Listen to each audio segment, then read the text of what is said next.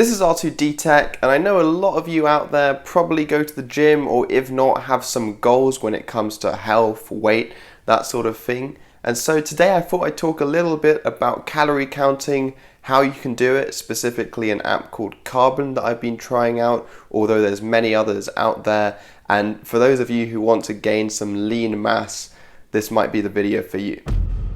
So kind of vaguely, calorie counting is pretty much what it sounds like. It's basically where you just count the calories that you're eating, and you can use that number along with some macro data that we'll get onto in just a second to basically tailor your eating plan, your meal plan, and reach the goals that you're looking for. The reason why I started counting my calories was that I wanted to put on more lean mass. So I go to the gym a fair amount, and I was finding that even though I was training quite a lot and I was doing this consistently for pretty much 2 years, quite a heavy training workout in the gym in terms of weightlifting, I found that I wasn't really making the gains I was looking for, and certainly my mass wasn't increasing because my weight was actually going down.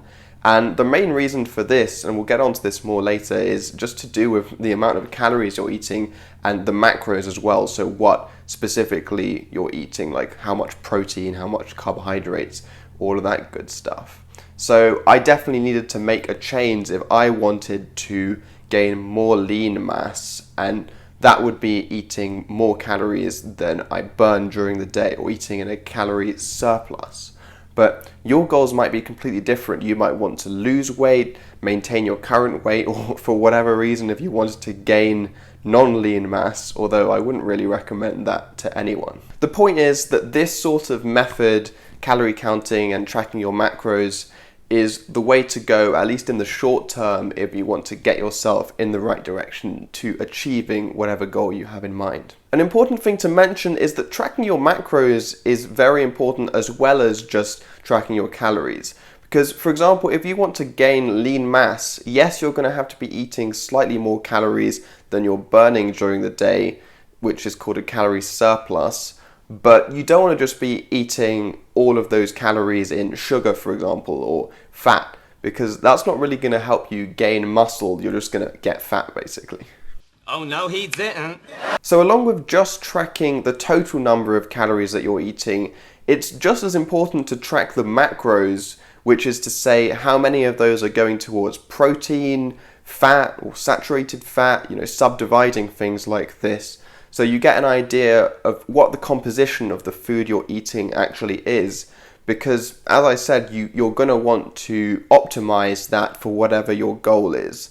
If you're going to the gym a lot and you're trying to gain muscle, you want to be eating quite a bit of protein. You don't want all of your diet to just be fat. Especially if you're trying to lose weight, you want to make sure that your diet isn't all fat or carbohydrates, for example. Before I get on to exactly how you might go ahead and track this sort of data and use it in a useful way to actually make progress towards your goals, I thought it's important to mention that this video isn't a long-form, detailed scientific video on how you can diet and the exact science behind gaining muscle or losing weight and dieting, all of that good stuff. If you want to watch a really good long-form podcast or video on this topic, then I highly recommend you check out the Huberman Lab, which is run by Dr. Andrew Huberman, who's a professor of neuroscience in Stanford University in the US. He did a podcast with somebody called Dr. Lane Norton, and they talked all about this stuff for about 4 hours nearly,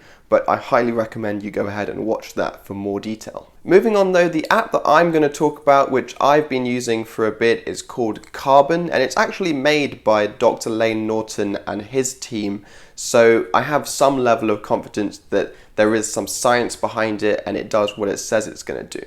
The setup process on the app itself is pretty straightforward, and it does walk you through it. It basically gathers some data that it needs to start figuring stuff out about you, anthropometric data like your weight or your current weight, your body fat percentage, and if you don't have a way of measuring that, like a scale or something like that, then it can walk you through how you might go ahead and measure that with a tape measure at home. Once you've gone through the whole setup process and even chosen what your goal is, so whether you're looking to gain lean mass or lose weight or maintain your current weight. It also asks you whether you're on any specific diet or you'd like to follow a specific diet, like a ketogenic diet or low carb diet, low fat diet. You can adjust all of this stuff dynamically in the app itself, so that's really nice. But once you've done all of that, you can start tracking in the diary what you're eating during the day. And there's even a helpful barcode scanner, so if you don't really want to type in all the stuff all the time, you can just scan the packaging or the barcode of whatever you're eating and it will log that into your diary. Based on the data that you gave the app during the setup process, including what your goal might be, it would have given you some target macros and target calories for the day, every day of the week. And you'll try to match this essentially as you eat during the day. So as you log foods and drink during the day into the breakfast, lunch, dinner, and snack section of your diary, it will automatically add up the calories and macros. And your job is to try and make sure that throughout the day you've hit all of the calorie and macro goals that it's given you. The next thing you have to do is when you wake up in the morning and you empty yourself, you can then log your current weight by stepping onto a scale in the morning, and it will use this data along with the amount that you've been eating every day, macros, all of that stuff, to essentially dynamically recalculate what your goals are in terms of calorie input and macros based on how your weight is changing. So for example, if you're trying to lose weight and it's given you a target calories of 2,000 calories a day and certain macros like 90 grams of protein and 200 grams of carbs, all of that sort of stuff, but your weight is still increasing, then the app will know automatically that the target macros and the target calories aren't the right ones for you, and it will change those automatically. There's also an experimental feature that you can turn on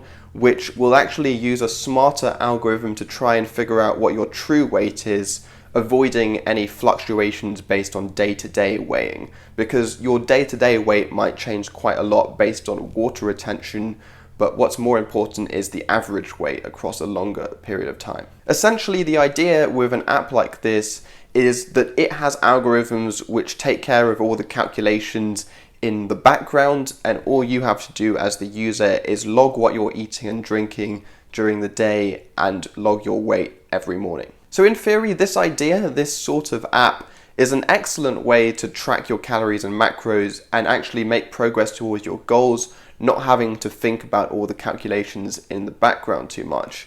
But as a user, in practice, the experience can be slightly different, and this is whether you're using this app, Carbon, or you're using any equivalent app like MyFitnessPal or Calorie Counter Plus. They all do a similar sort of thing. The main problem with an app like this is the friction that comes from having to log everything that you eat during the day, and specifically that it's pretty difficult to figure out exactly how much of everything is actually on your plate, especially if you're not the one that prepared it. For example, if you're in a restaurant and you don't know exactly what's in the meal you're eating or exactly how many grams of pasta are on the dish, for example.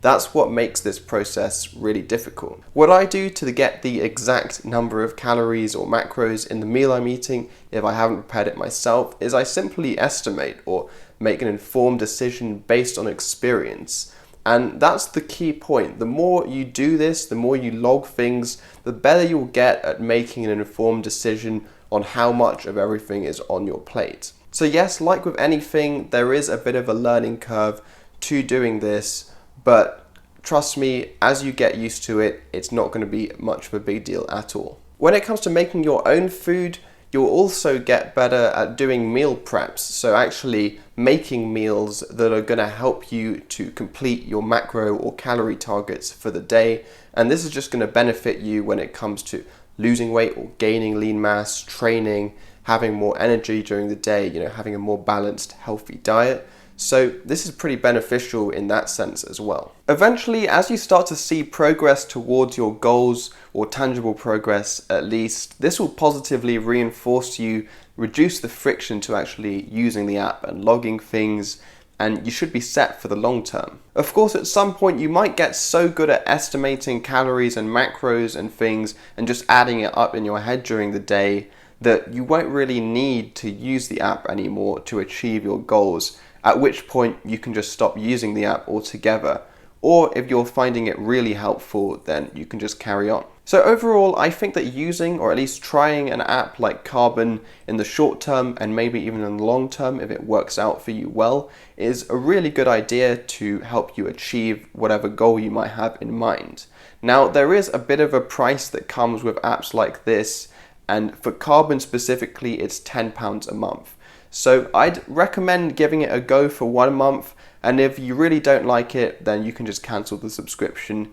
Otherwise, if it's too much money, then you can try and do this yourself manually as well. It will just take quite a bit of effort, and of course time is money as well. Anyway, that's it for this week. I hope you enjoyed the video. If you did and you found it at all useful, then definitely hit the thumbs up button, and if you want to see more content like this in the future, then smash the subscribe button and notification bar below.